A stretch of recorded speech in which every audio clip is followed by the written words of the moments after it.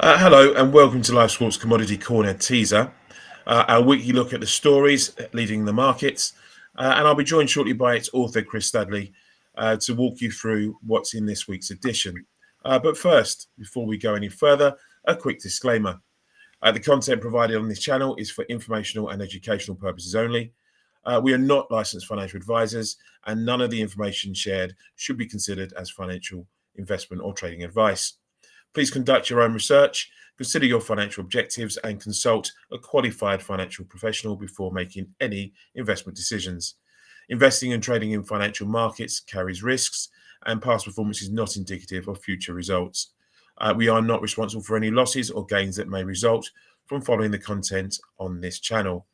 And with that, I'd like to bring in Chris. Hey, Chris, how you doing? I'm doing well. Thanks, Harry. How about you?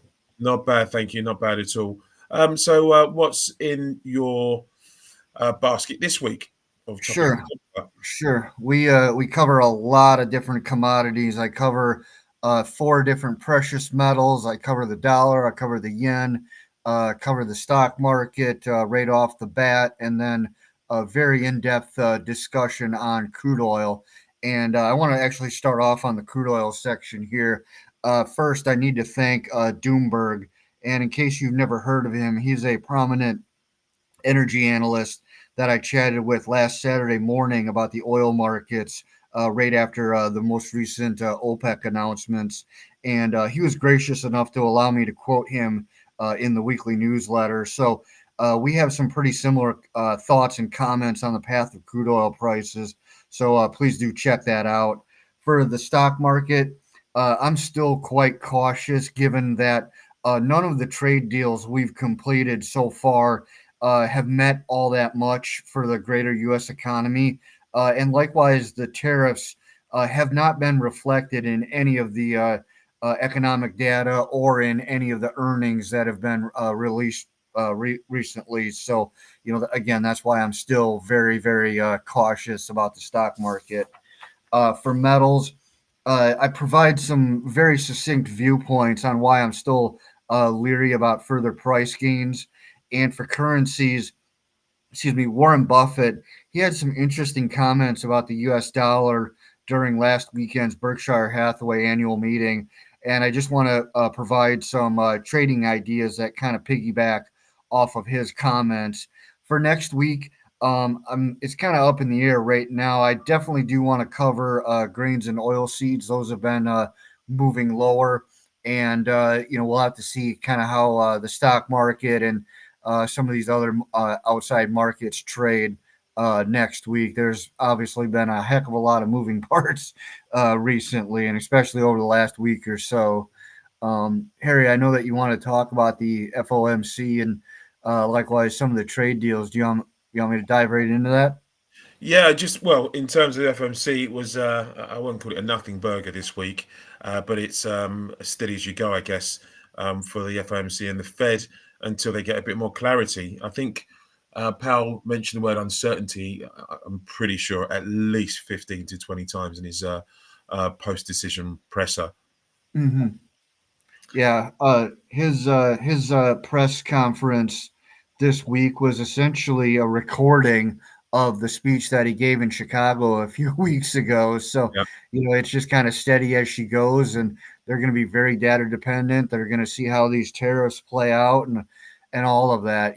So I don't think I've ever seen a Fed official like you pointed out, say the word uncertain that many times. And normally they're pretty steadfast, and you can tell they're just they don't know what to do. They're And padding. They're padding out. It was padding out the conference, I guess, because he answered a lot of the same question.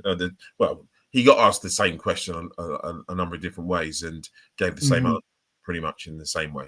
So yeah, yeah. Um, yeah, Also, I mean, and to a degree, we saw that with the Bank of England. Obviously, we saw the 25 basis point rate cut to take rates to 4.25%. That was pretty much in line with expectations. What was a surprise, I guess, was the vote split. It was 5-4 in favour of a rate cut, but the interesting part was in the minority vote. Two NPC members wanted a 50 basis point cut, and the other two wanted to keep rates on hold, which shows you an absolute split in terms of the committee. There's only 9 members on the committee, for God's sake, and they still couldn't come to an overall agreement on the rate cut path. So that was interesting, and that shows uncertainty on a different level with the to the US, but in the same vein, I guess. And amidst at the time what was talk of a trade deal coming through, obviously we saw the results of that trade deal later in the day, and it was pretty much underwhelming. Really, it was heads of terms rather than a deal itself. So again, you got politicians just bigging up a non-event. What do you make of Trump and his trade deal, no deal? Where's he at with all this at the moment, in your eyes? Sure. Yeah, in relation to the UK one, that was yesterday at about noonish Eastern time, if I remember correct. That was essentially a nothing burger, in the sense that they're lowering it a little bit on some foreign or on some luxury cars. That beef import, 0.16% of U.S. beef exports went to the UK last year. Now, it is a little bit bigger deal in relation to ethanol, because the UK is the second largest ethanol export market for the US. And that's been growing because, as you know, in the UK, they're trying to switch over to more renewable fuels, or right. and that type of thing. So hopefully that can grow. But again, in the greater scheme of things, that's a very, very small market.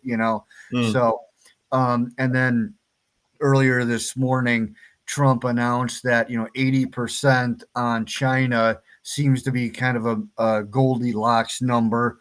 Where he came up with 80, I have no idea. But again, that just reinforces the point that this is not going away anytime fast. And this has nothing to do with the trade wars and tariffs. And I do not mean to be a fearmonger, but I think the global stock markets are heavily discounting the situation between Pakistan and India right now. Both of those are nuclear powers. I forget exactly how many nuclear warheads they have. Doesn't mean take more than one, does it? Yeah, exactly. It only takes one, and they're pretty significant trading partners with the United States and globally as well. So, this does not bode well, or this is not bullish by any means. So, no, it's a fair point. I mean, what I would say about the India-Pakistan situation is that they're known enemies, and they've been here before.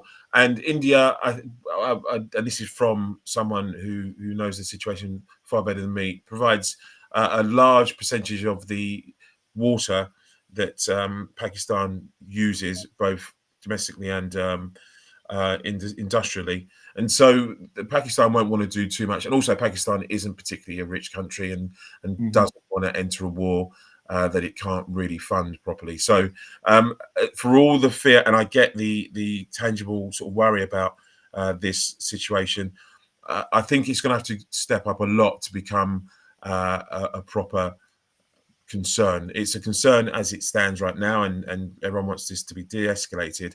But I think we're a few steps away from seeing a major breakout of violence within the region. I'm hoping. But thank you for bringing that up. Right. Well, where can we find the weeklies? Sure. It's on Substack. If you go to substack.com and type in LiveSquawk Commodity Corner, it will pop right up. Awesome. Thank you very much for that. Great to hear from you. And we look forward to reading today's edition, or this week's edition. And we'll see you again next week. Thanks, Harry.